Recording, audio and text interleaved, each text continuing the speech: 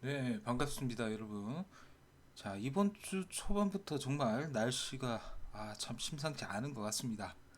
중부 지방에는 폭우가 쏟아지고, 그죠? 남부 지방에는 또 폭염이 기승을 부리고 있다고 합니다. 뭐 날씨 뭐 뉴스를 보면요, 뭐 우리나라 상공에서 뭐 찬 공기, 뜨거운 공기가 뭐 마치 뭐 남북 전쟁을 벌이고 있듯이 이제 어, 벌이고 있다는데요. 아무쪼록 뭐 폭염도 폭염이지만 비 피해 없으셨으면 좋겠습니다. 자, 왼쪽 사진을 보면은 지금 뭐 강남역 그쵸 이제 교대역 그 가는 길 근처인데요. 이제 침수된 모습을 보실 수가 있겠고요. 자, 일기예보 기상특보에는 보시면 이렇게 대비되는 그런 모습을 보실 수가 있죠.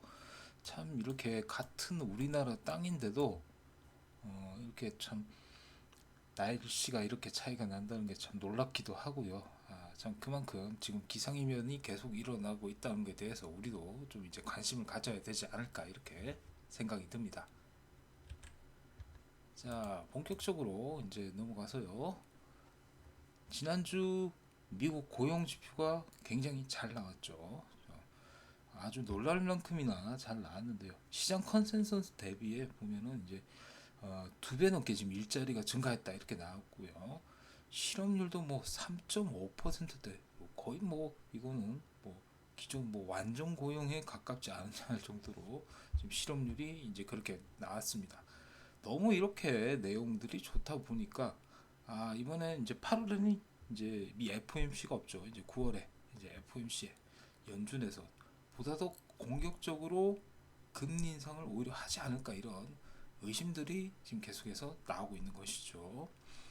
일단은 이제 9월에 이제 FOMC 회의에서는 이제 75bp 자이언트 스텝을 밟을 것이라는 전망은 거의 이제 굳어져 가고요. 만약에 또 추가적인 인상을 하게 되면 그에 대한 또 시장의 여파가 있을 것이다 이렇게 볼 수가 있겠습니다. 그러나 이제 아직은 현재는 지금 남아 있는 것들이 이제 미국 그 CPI 소비자 물가지수 발표도 나와 있는데 곧갈 예정되어 있는데 이에 관련해서는 이제 지난해 6월보다는 좀 낮을 것이라는 전망이 지금 무세하고요. 그렇기 때문에 뭐 달러가 갑작스럽게 뭐 급등하거나 변동을 일으킬 것 같지 않고요. 그리고 9월 FOMC 회의까지는 이제 8월 고용 보고서 또 소비자 물가지수 발표가 또 남아 있기 때문에 오히려 뭐 시장은 크게 방향을 딱 잡기보다는 좀 팽팽한 긴장감을 가지고 전체적인 흐름을 유지할 것 같고요. 그러면서도 개별적인 종목별로 재료에 의해서 등락률을 이어갈 것이다. 이렇게 크게 전망을 해볼 수가 있을 것 같습니다. 자, 우리 코스피 시장 수급을 보면요. 지금 현재 파생 포지션 현황인데요. 외국인들 기관 금융 투자가 대표적으로 이제 파생해서 이제 기계적 매매를 하는데요.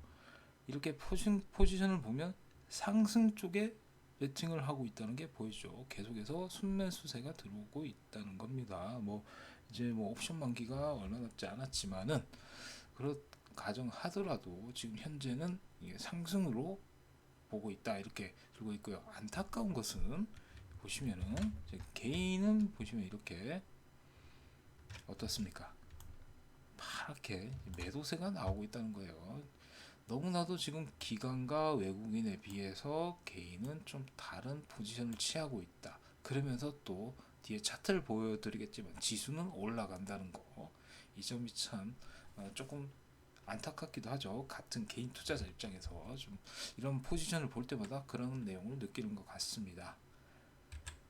자, 코스피 차트를 보시면요. 지금 드디어 2,500선을 드디어 이제 넘어섰죠. 참 이거 보시면은 7월 중순부터 해서 어떻게 보면 꾸역꾸역 이렇게 화면상 보시면 나오시죠. 이렇게 올라가는 모습을 보여줬는데요. 사실 아주 시원하게 상승으로 뻗어나가지는 현재 못하는 그러한 모습이죠. 보시면 이렇게 하락 각도는 굉장히 가파르게 떨어진 데에 비해서 상승하는 각도는 어떻습니까? 보시면 크게 각도가 훨씬 더 무뎌 보이죠.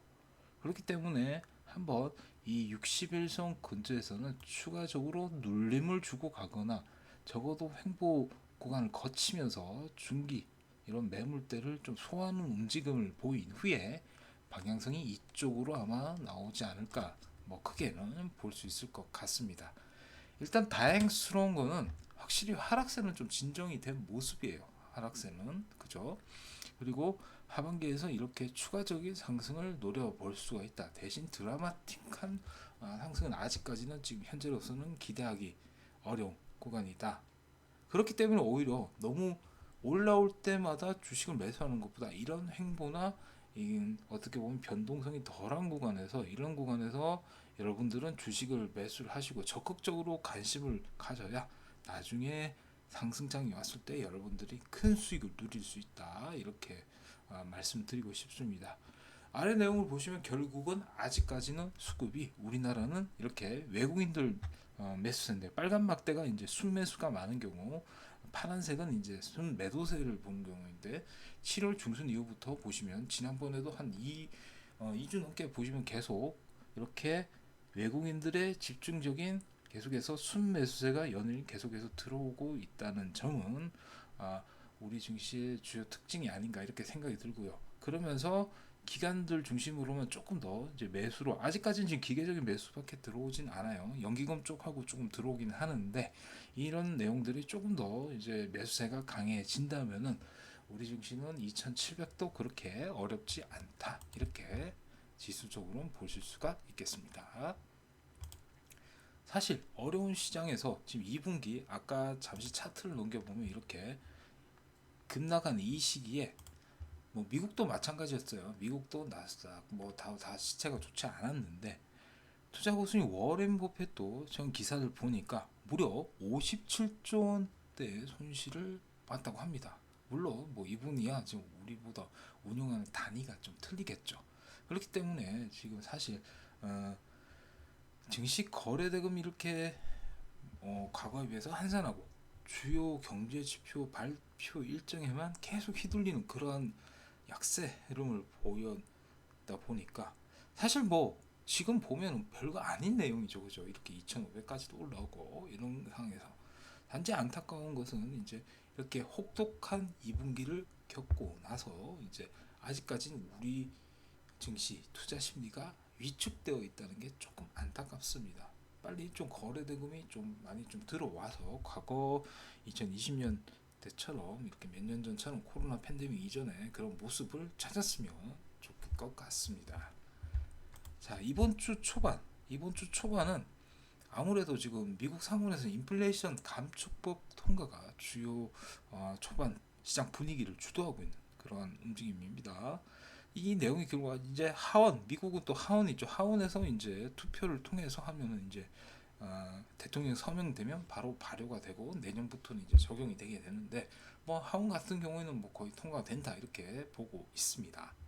자, 이 내용을 이제 통해 보면요, 간단하게 뭐 정리해 보면, 미국엔 아마존과 같은 대기업들이 많죠. 뭐 구글도 있고, 이런 대기업들은 결국 법인세 늘린다는 게 이제 이런 거거든요. 최소 15% 이상 법인세, 이렇게 안에 나와 있는데요.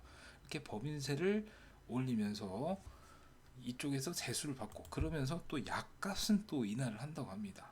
약값은 인하하고, 그리고 전기차, 뭐 풍력, 터빈, 뭐 태양광, 뭐 신재생, 친환경 사업, 이제 바이든 정부에서 민주당에서 추가하는 그런 사업 분야죠. 밀어주는 사업이다 보니까 이쪽에서는 세금 공제 확대, 세금을 결국 깎아준다, 이러면서 균형을 맞추면서 이제 인플레이션 감축법을 이제 통과를 시켰습니다.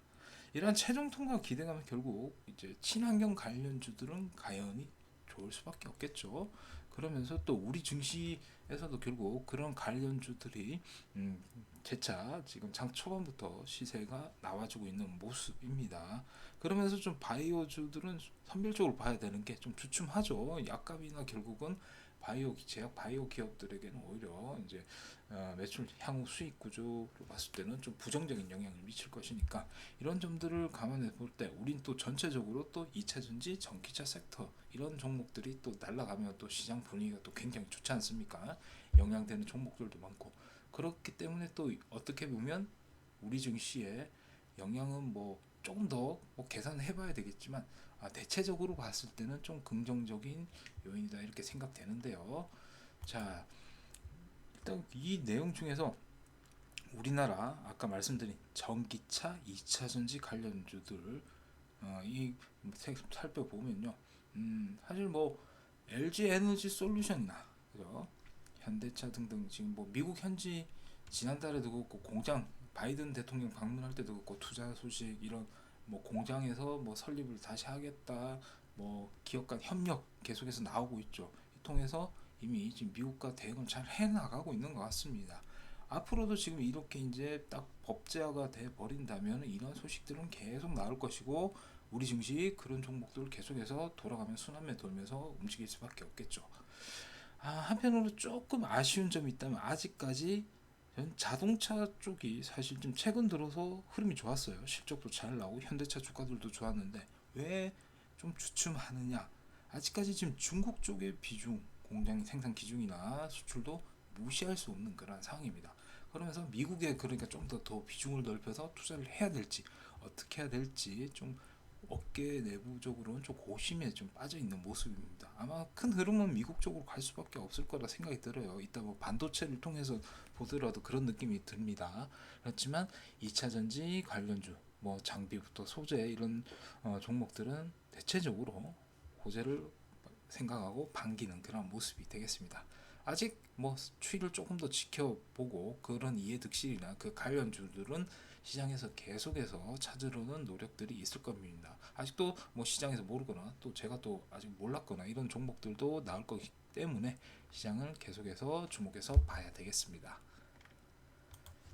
자, 반도체 관련주 같은 경우에는 참 이게 10호 지난번 지금 낸시 펠로시 의장 방문 관련해 가지고 이렇게 이 화면을 가지고 한번 말씀을 드렸습니다. 이와 관련해서 우려감도 있고 지금 우리나라는 중간에 끼어서 잘 이제 대처를 해야 된다 이렇게 말씀드렸고, 그리고 반도체 관련주들은 지난주에 보수적으로 아직은 바라보자 이렇게 말씀드렸습니다.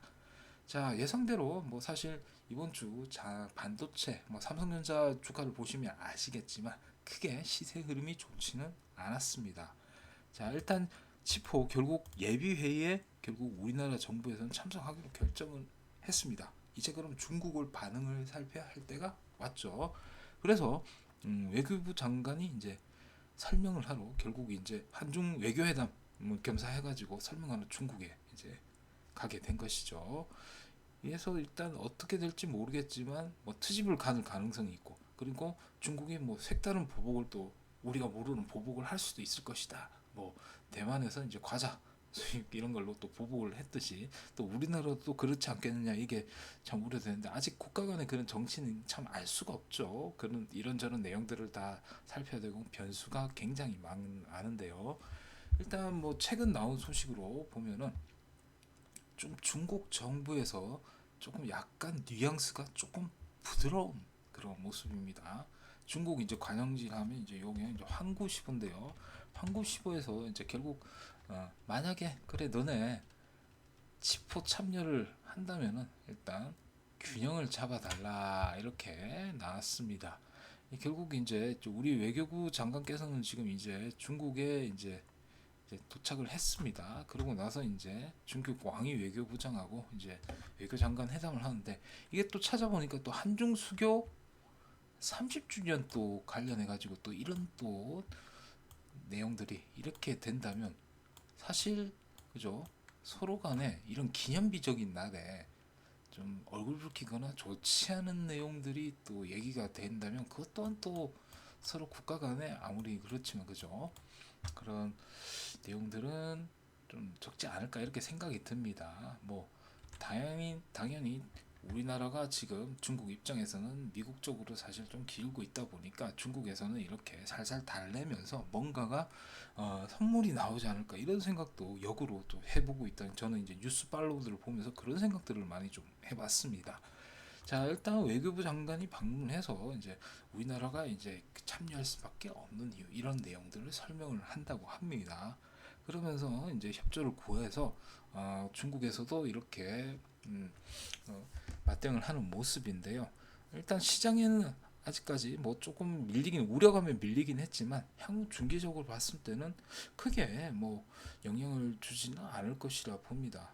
일단 한중수교 30주년 여기에 저도 희망을 걸고 있고요.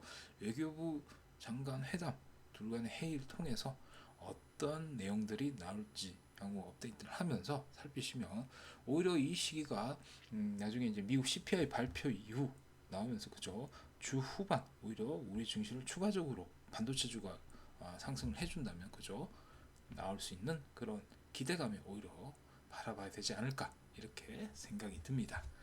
자 마지막으로 우리 증시가 그래도 몇 달 전처럼 그렇게 막 폭삭 주저하지 않을 것이라는 게 이제 정부에서 불법 공매도 규제 움직임이 있습니다.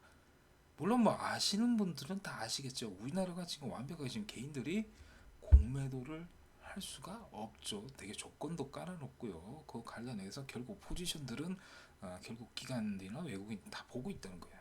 상대적으로 개인 투자자 입장에서는 기울어진 운동장에서 싸울 수밖에 없는 위치이기 때문에 사실 현실적으로 어렵다는 건데요.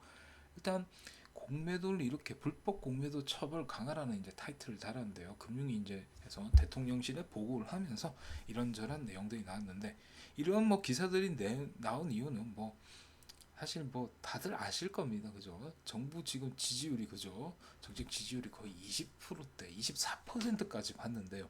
지지율이 계속해서 떨어지다 보니까 정부에서는 이런 개인들이 우리 국민들이 특히 주식 투자 또 개인 투자자는 얼마나 많습니까? 이런 분들의 이제 어떻게 보면 마음을 돌리는 그런 움직임.